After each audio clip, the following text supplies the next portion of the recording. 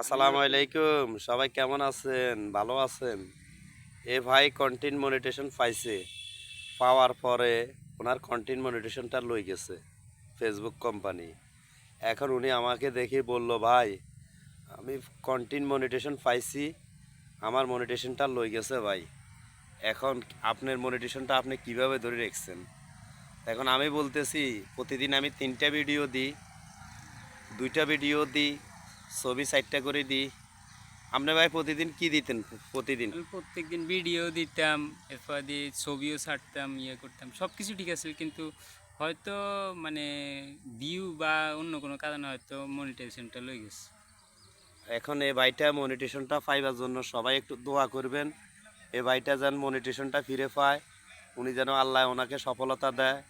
আমরা সবাই ওনার জন্য একটু দোয়া করবেন, ভাই যেন কন্টেন্ট মনিটেশনটা আবার ফেরত পায়।